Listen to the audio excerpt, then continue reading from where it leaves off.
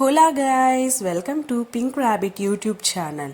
Hyderabad eat street అంటే తెలియని వాళ్ళు మోస్ట్లీ ఎవరు ఉండరు. హైదరాబాద్లో లాగానే ఇక్కడ మన కర్నూల్లో కూడా హ్యాంగ్అవుట్ వెళ్ళే రూట్లో ఫ్లైఓవర్ కింద ఒక స్మాల్ కుట్టి ఈట్ స్ట్రీట్ అయితే చూసాము.